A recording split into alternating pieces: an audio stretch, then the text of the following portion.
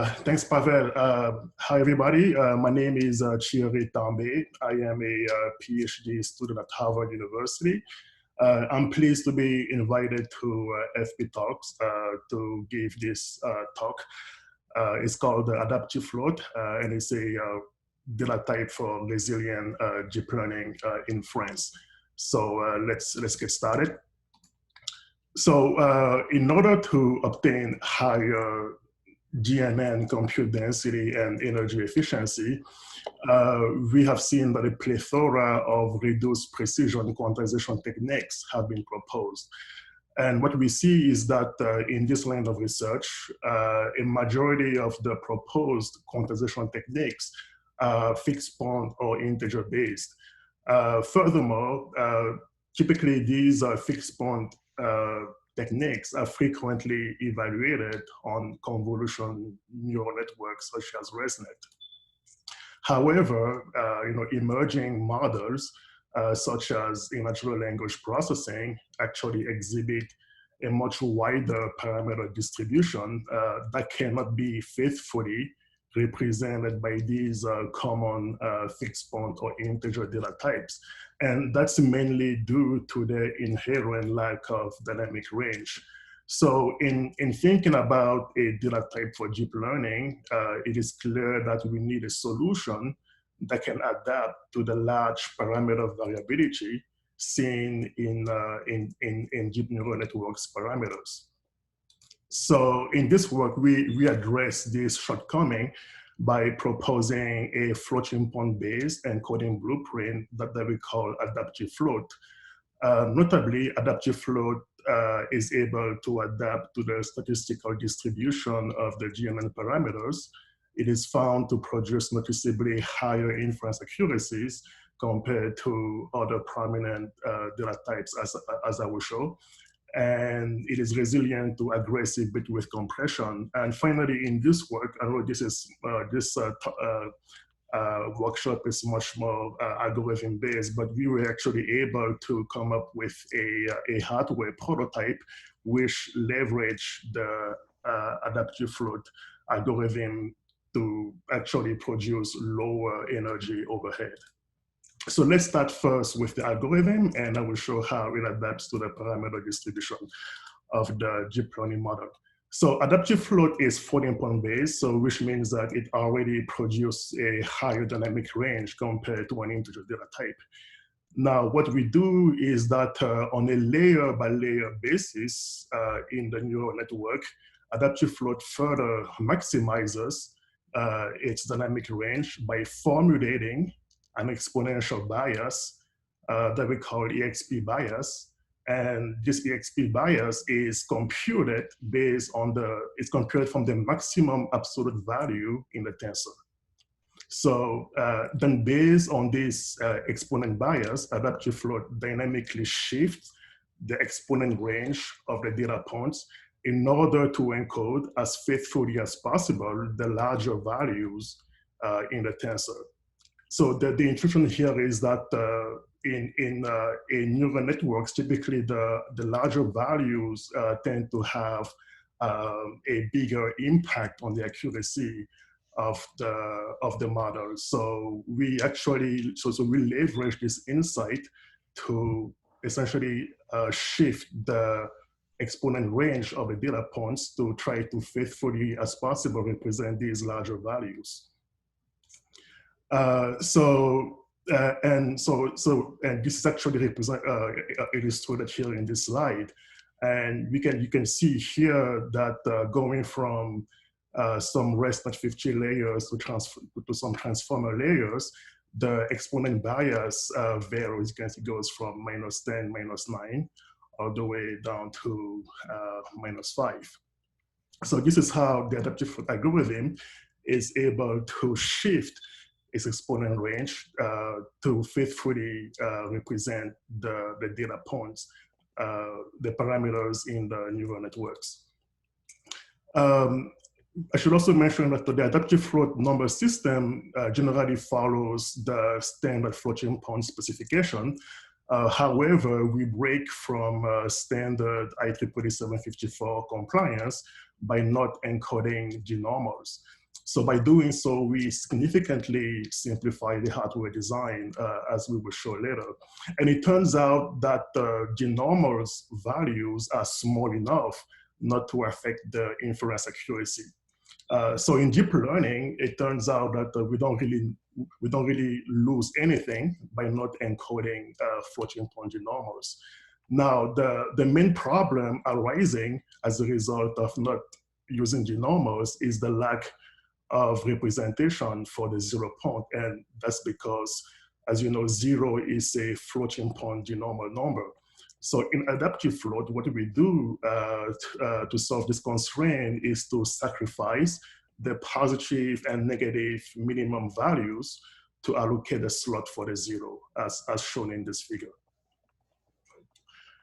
We also note that the AdaptivFloat algorithm is self-supervised in the sense that the algorithm only relies on the unlabeled data distribution in the network. So it can be easily plugged into any machine learning framework at either learning or inference time.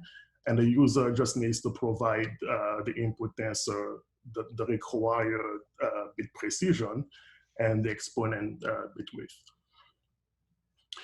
So now we will, I would like to show some result which will describe the resiliency of the AdaptivFloat algorithm during bit compression. In our experimental setup, we consider 3 well-known neural networks, the transformer, an attention-based sequence-to-sequence network, and ResNet 50. You know, across a diverse set of applications here. And then we also note that these 3 networks exhibit relatively narrow to wide parameter distribution as shown on this table. Furthermore, for each of these networks, we evaluate and compare AdaptivFloat against other prominent data type commonly used in deep learning, namely uniform integer, posit, block floating point, and IEEE-like float. Notably in posit and in IEEE-like float, their dynamic range is fixed, which means that it does not adapt to the data distribution of the layer. So we began by quantifying the quantization error of these data type with respect to the baseline FP32, 14.32 single precision. So if we were to look at the root mean square of the quantization error computed across all the layers of the transformer model, let's say at 4-bit precision, we see here that AdaptivFloat produce the lowest average quantization error compared to all of these other data types.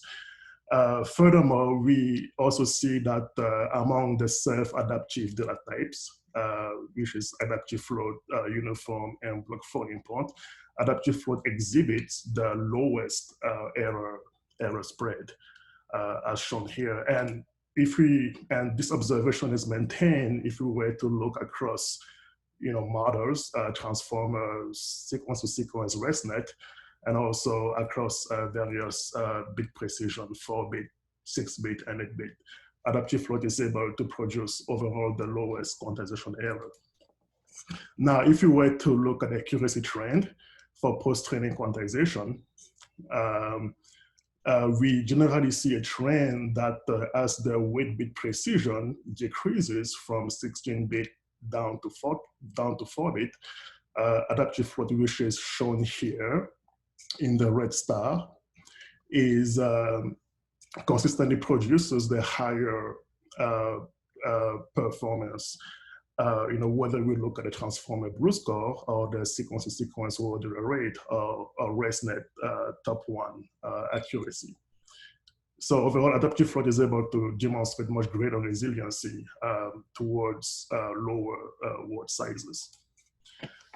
Now, Now let us look at how AdaptivFloat quickly is implemented in hardware. And this is it's algorithm centric, but I would just quickly want to show what we do in the hardware. So first of all, we note that the plurality of commercial ML accelerators, they implement monolithic integer arithmetic, such as in NVDLA.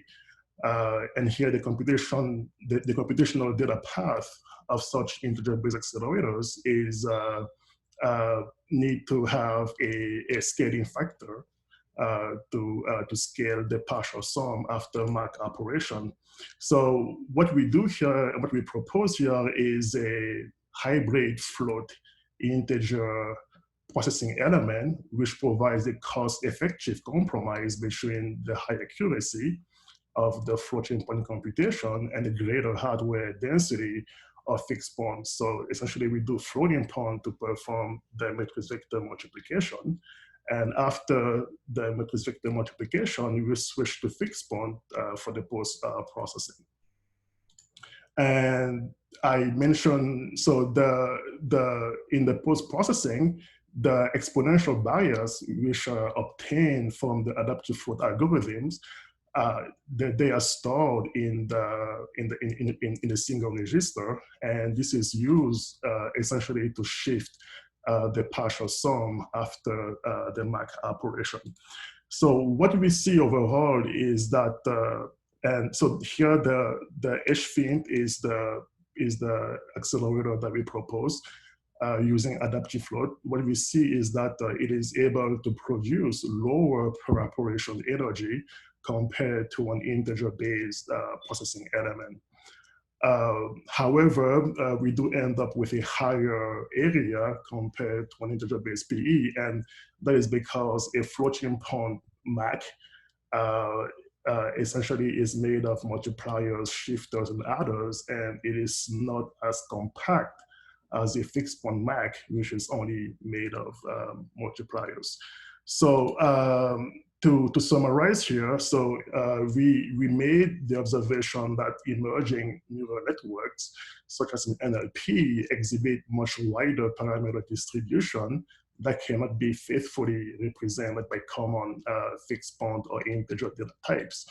So we address this shortcoming by proposing a floating point-based encoding blueprint called AdaptivFloat for neural networks. And notably, AdaptivFloat adapts to the GNN parameters by shifting its exponent range on a per layer basis. And AdaptivFloat is found to be resilient to aggressive bit compression, and it yields higher energy efficiencies in hardware compared to fixed point solutions. So altogether, the adaptive floating point algorithm hardware co-design offers a tangible accuracy and energy advantage over fixed point solution. Thank you very much, and I'll be happy to take some questions.